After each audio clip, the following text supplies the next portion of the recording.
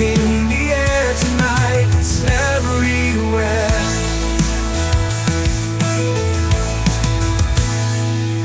And welcome back to the channel.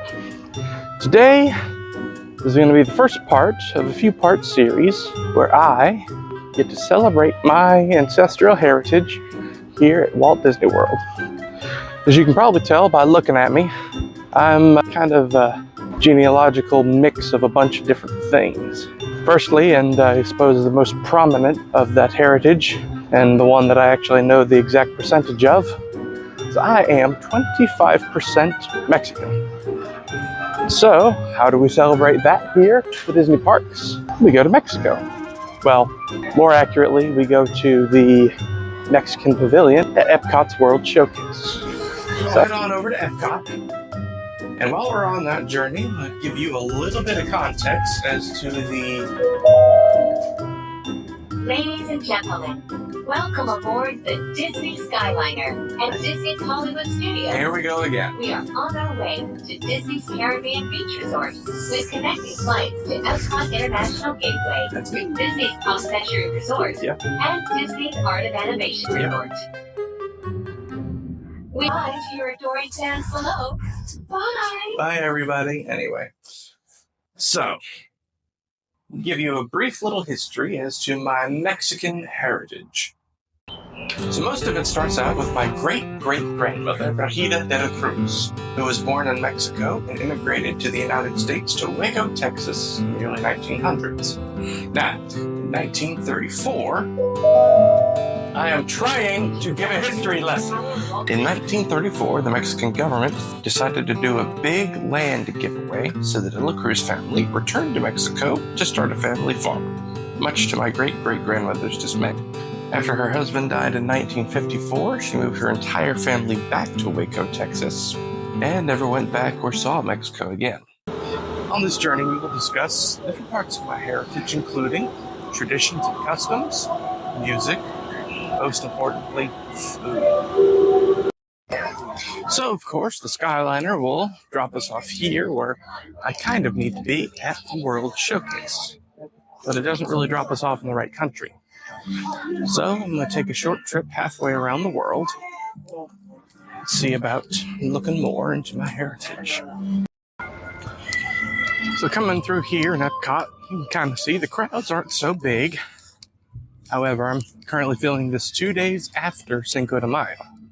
So, I know I'm kind of missing my opportunity to get all the cool things of Cinco de Mayo. Although, frankly speaking, Cinco de Mayo doesn't actually have much to do with Mexican culture. Here we are, Epcot's World Showcase, Mexico Pavilion.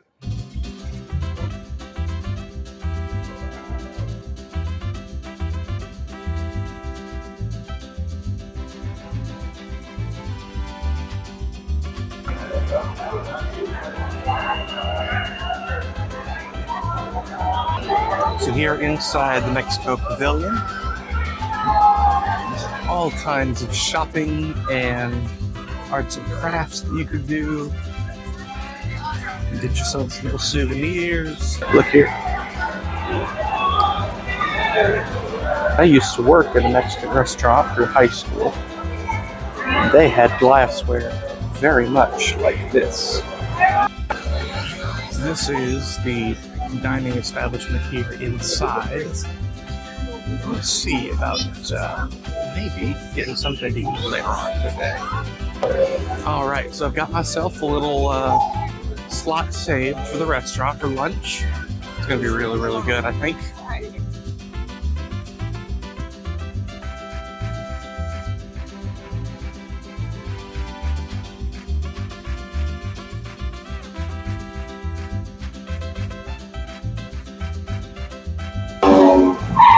Excuse me. Who's in this?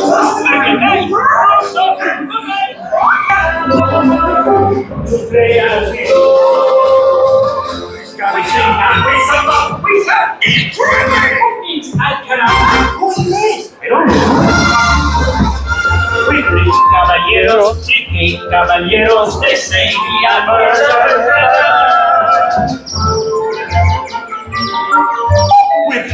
mi amigos, no matter where he goes, the one, two, and three goes, we're always together. Oh, we have the stars to guide us. Well, that was really, really cool. Now, let's go get some real food. I am now seated inside the San Angel Inn here for our lunch. That's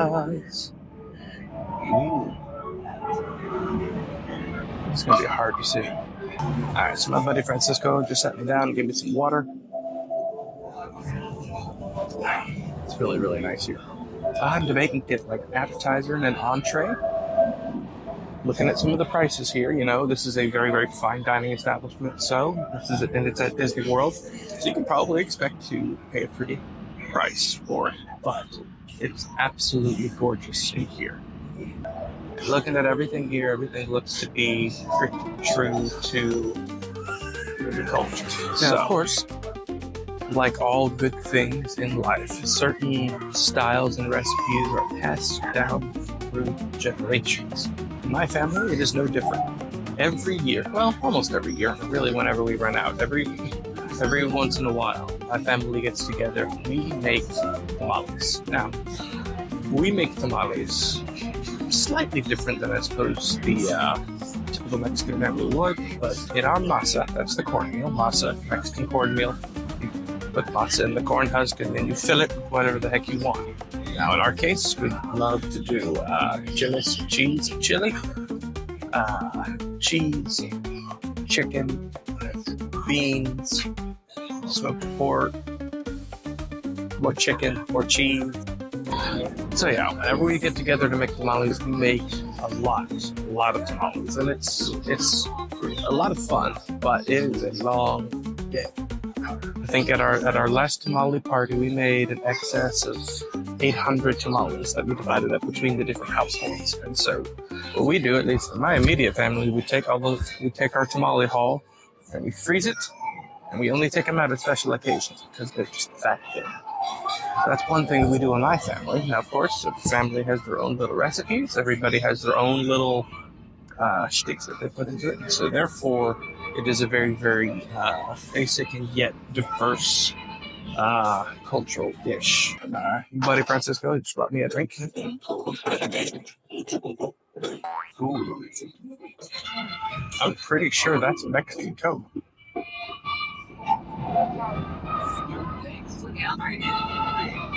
Yeah, that's not regular stuff. That's Mexican Coke, I'm pretty sure. But don't know if you heard me talking with my server. I ordered pork con mole. Now, mole is a very sweet and savory sauce that is put over whatever kind of meat that you want to put with it, and vegetables and everything, of course. But my family, we love mole with chicken. And here's the interesting thing about mole is it is made with cocoa powder. It's chocolate. It's a chocolate sauce that you put over the meat. You must be joking. It's a very interesting combination of flavors. So I've had, usually at home, we make mole with chicken only every once in a while because it's just that special. To have it here, it's the mole over pork. Now, I don't usually do that at home, so I'm very interested to see how that will turn out today. Another thing, you know, when it comes to customs and traditions, especially in my family, we recently here just celebrated Easter, of course, the high holy day of the faith that we practice. So Easter, we celebrate the resurrection of Jesus, and therefore that comes with a few traditions that we've adopted from our heritage back down south. Cascarones, or confetti eggs. Now, the way you make a cascarone, start off with a regular raw egg straight from the chicken. You crack the egg very, very carefully, only cutting off or breaking off the top portion, you know, get the yolk out so you can make your eggs in the morning. Then you rinse out all the yolk and all the egg white from that egg shell, and then you sink with a little hole in the top. Once you clean it out, rinse it out, make sure your eggshell is nice and clean, then you can dye it whatever color you'd like. Now, we have the Easter tradition of coloring eggs, you know, that's known the world over. But here, or rather Mexico, and in my family, we take the empty egg shell, color it however pretty colors we want. Then we fill it with confetti. Little colorful bits of paper, whatever confetti filling we could find at the time. Fill that egg with confetti. And of course, if you have anything filled with confetti, what do? You smash it over your friend's head. My sister-in-law will demonstrate.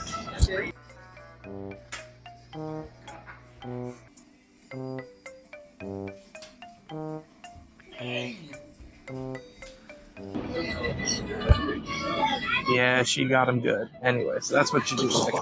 And here is my chicken. No, not my chicken. My pork mole. Pork shank here, covered in the mole sauce. A bit of rice, some savory fried plantains, and he was kind enough to bring me a dish of corn tortillas. So let us break it. Typically, when you see a fried plantain, it's made as a sweet dish with some sugar, honey, or a bunch of sweet things. These are done in a savory way. They've got a special cheese on top, and that really kind of adds a whole nother layer of flavor and texture to it. Now, this is more of a fine dining type establishment, but of course, with the meal and entree and everything, they did bring me tortillas, regular old plain corn tortillas.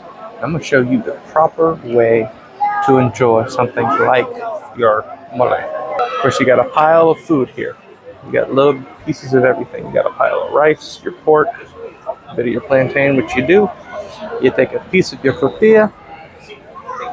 You're just going to grab it all up at once.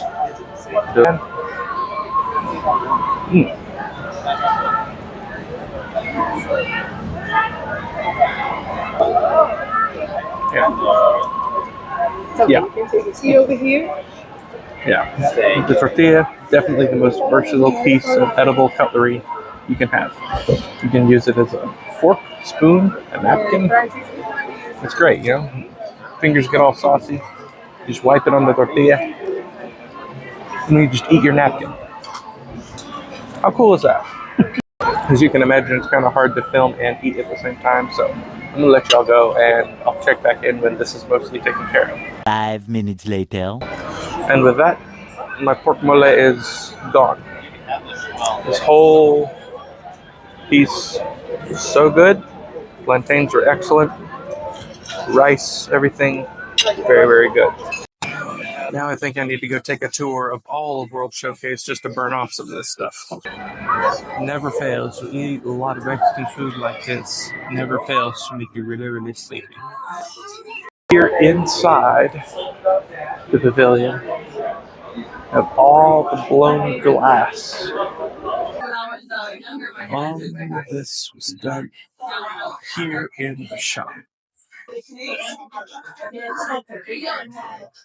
Oh, look, glass slippers, how nice. Look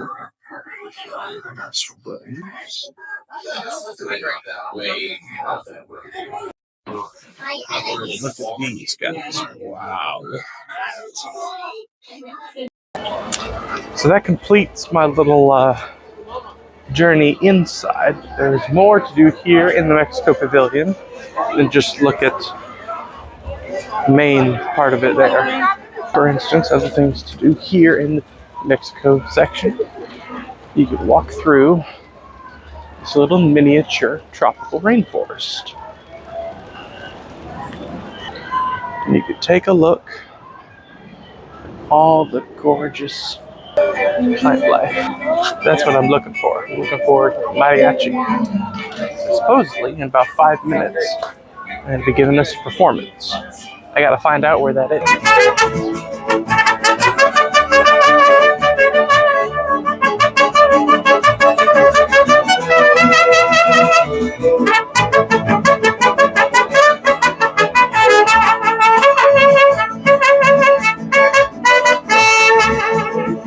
Caporal monta un caballo roano. Dice que caporal monta un caballo roano. Era la gente y me guiaba al mar.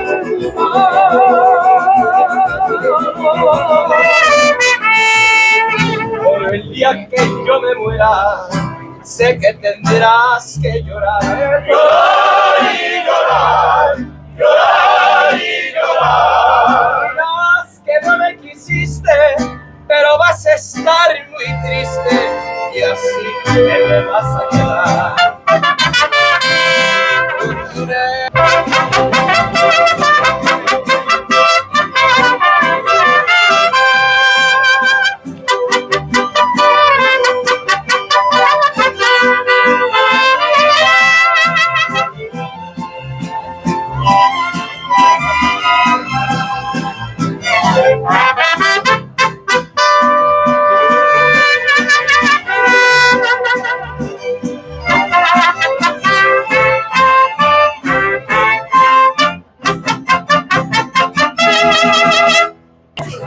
Found a place to sit here in the San Andreas Cantina.